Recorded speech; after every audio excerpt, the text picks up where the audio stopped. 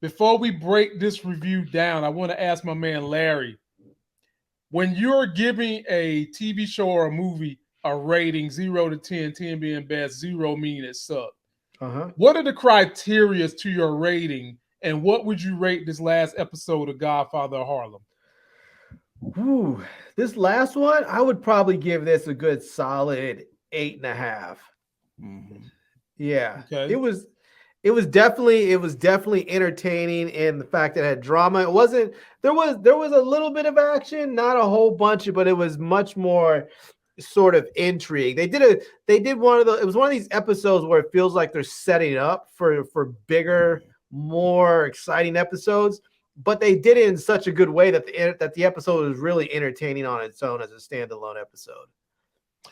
I would agree with Larry. I would have gave this episode an 8 as well, because when it comes to my criteria, I like to have acting, I like drama, I like action, I like great casting, I like good story.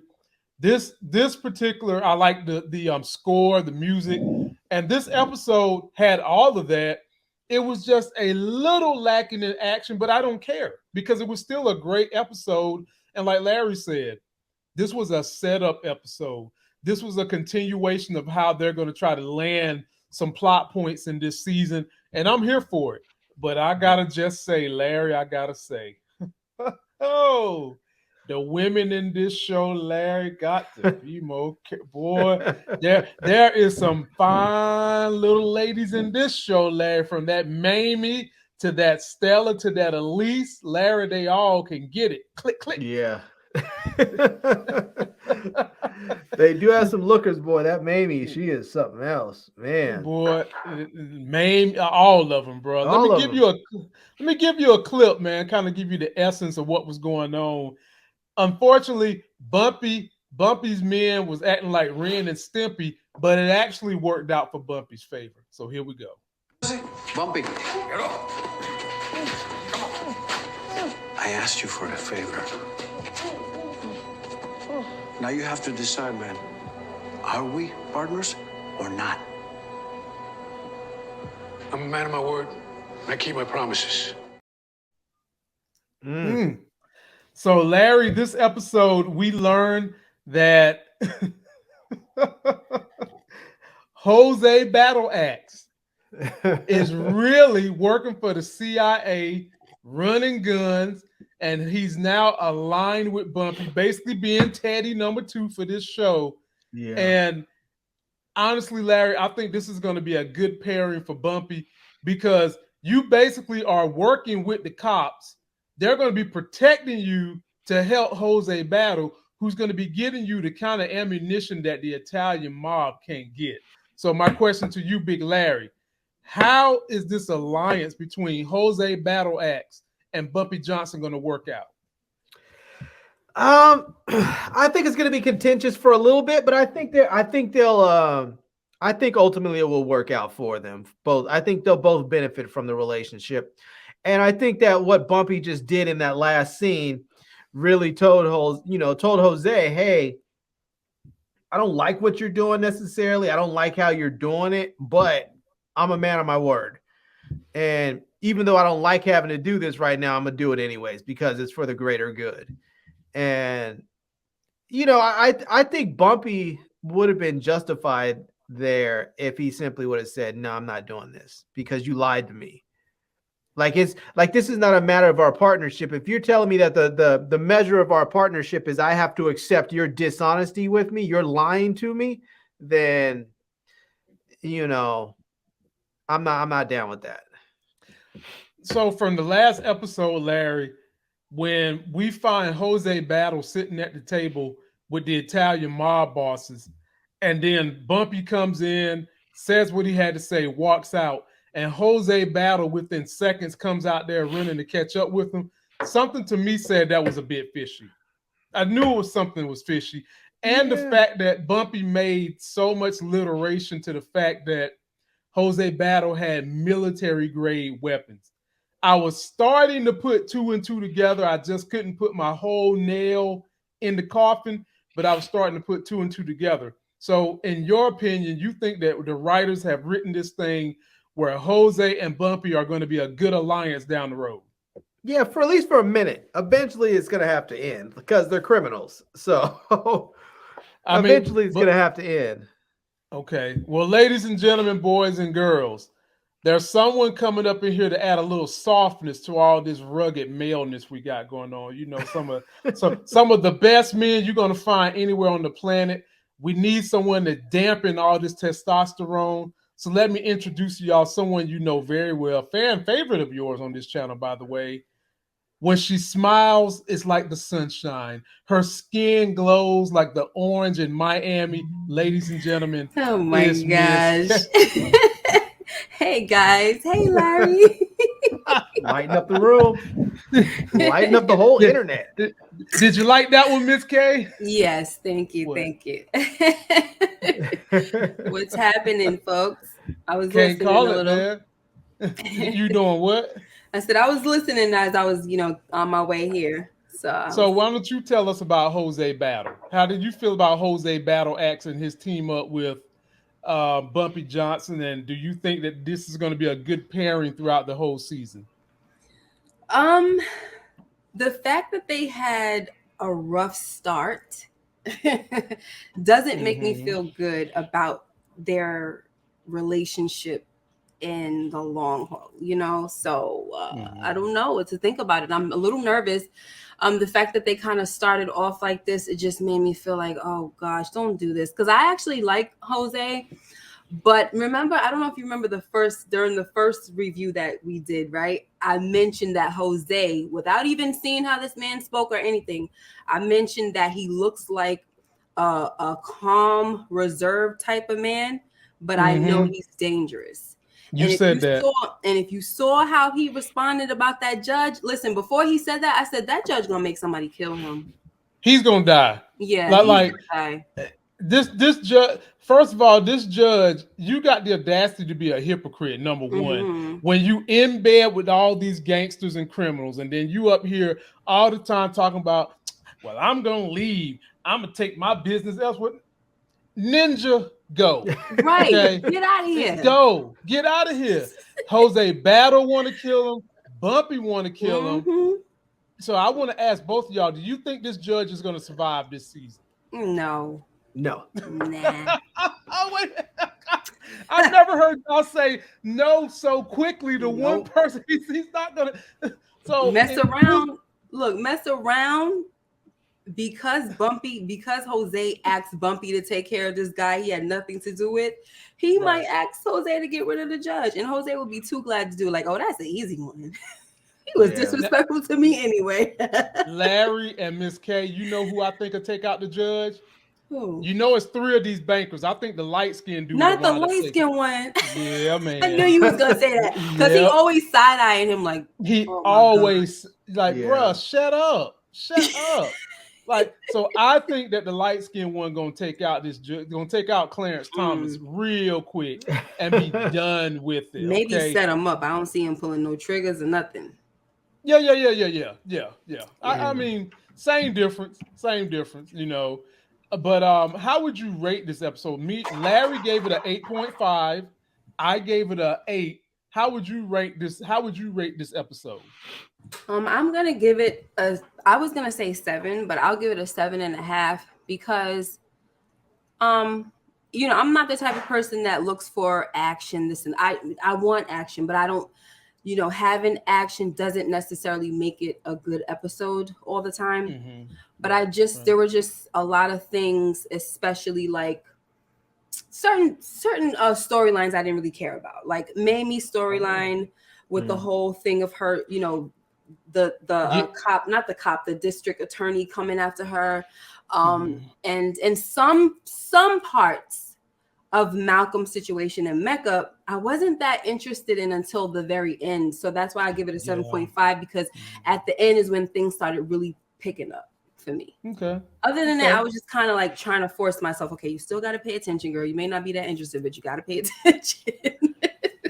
I can't lie. On some of the Malcolm stuff, it was tedious.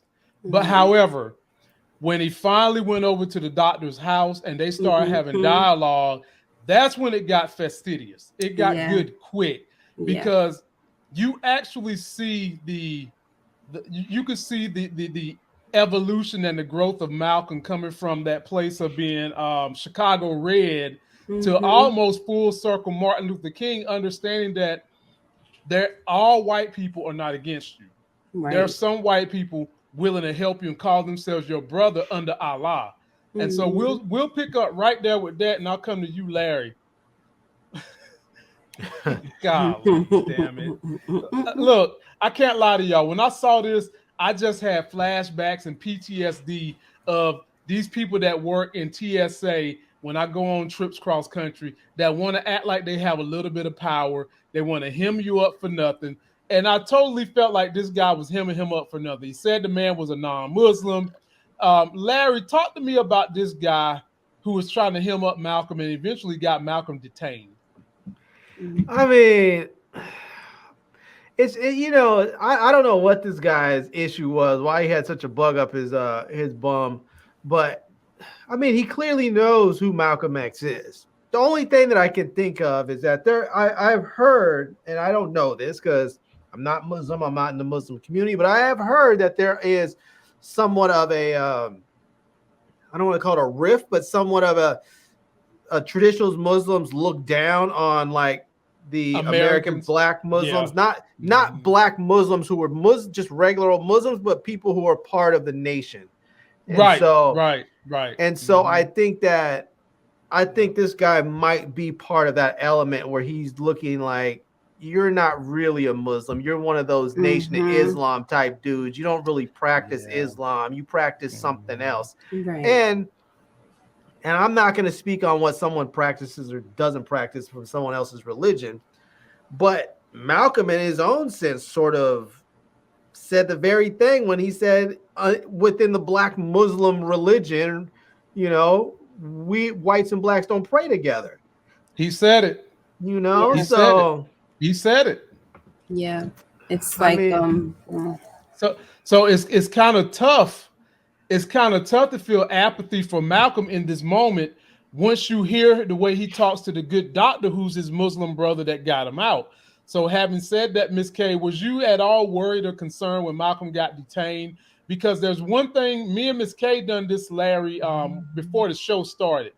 And I told her that I caught in that trailer Malcolm was doing his pilgrimage. And she was like, you might be right. Well, Miss K, here we go. Yeah. So talk to me about how you felt about Malcolm and the initial journey in trying to get to Mecca.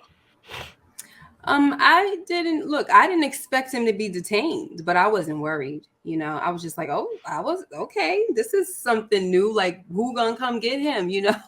And so that's really all I was thinking of. And another thing that kept throwing me off was the fact that he was calling Dr.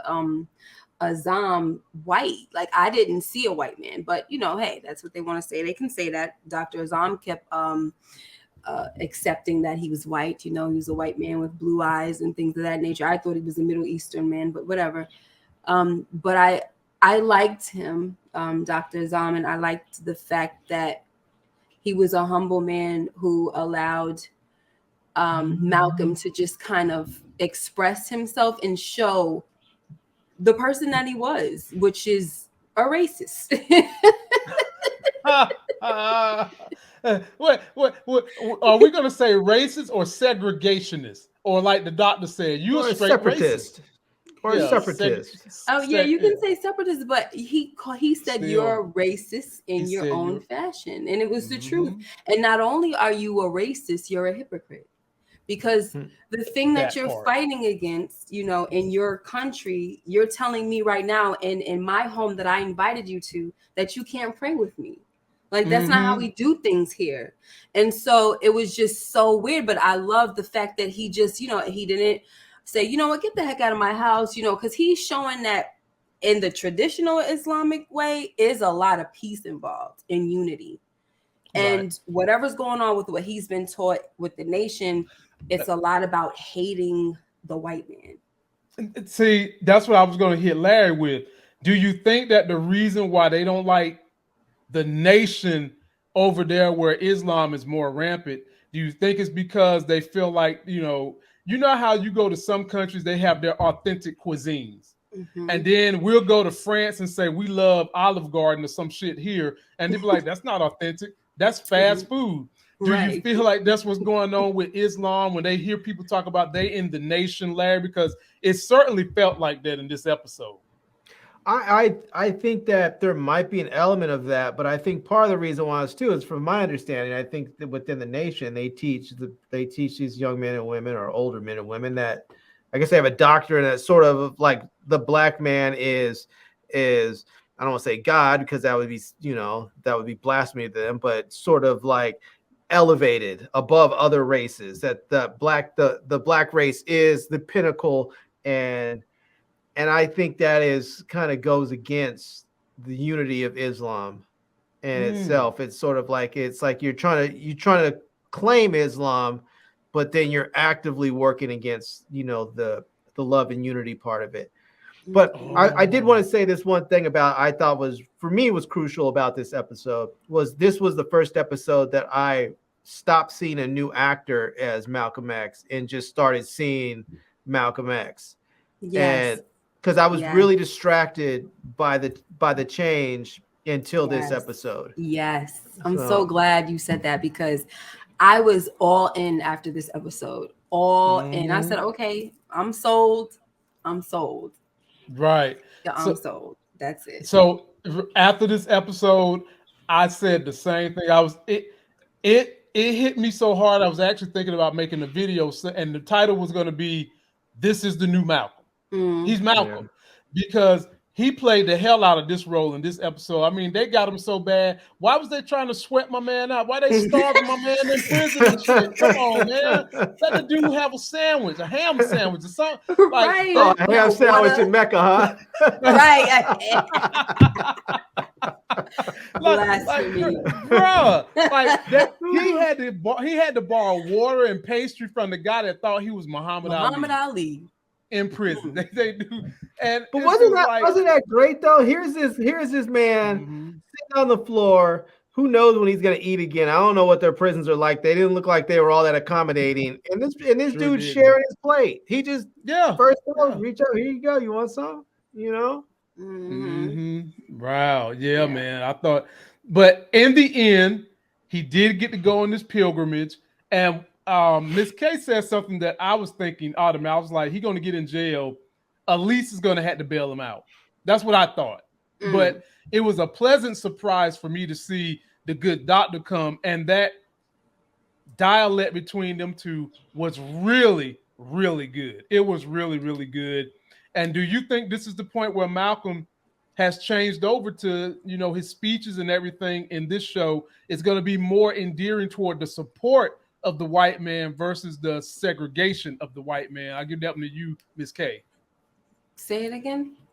I'm sorry. Do you feel like this is going to be the pivot point in the series where Malcolm is going to start being more like Malcolm, basically, where he's going to start, his teachings is going to be more of supportive of inclusiveness for the white man versus segregation of the white man? Yes, absolutely. You even heard in the letter that he was, writing to Betty, that he's just got a whole new insight on everything now, and he wanted Dr. Assam to be the one to guide him on his pilgrimage and all of that. The thing that I feel is, I just think that it's sad that this happened toward the end of his life. Like, I just wish that he was able to, really live this out, That's why it was the end of his life. Thank you, Larry. Bruh. I think a lot of people was very afraid that now that he had this new enlightenment, he was still one of the best orators the planet has ever seen. His star was only going to rise even more, and I think people said, "Nope, hell no." I mean, the thing is that back in that day and before that, if you were a black person and you traveled a bit and you became a little bit more enlightened and you've seen the way that different races can interact and commingle and coexist, and then you go back to America, it's not a place that you can exist anymore, because once you experience something, you can't unexperience it. And you know, and so I think if Malcolm had not been Malcolm, it had not been someone whose sort of focus and mission was to change the culture of America, I think he would have did like a lot of other, you know, sort of thinkers and artists and other people who have become sort of, as they quote unquote say, enlightened. They would have left America because America would have been intolerable for them at that point. They just would have left. And he didn't have that option because his goal was to change America. So you can't really change it if you're not there.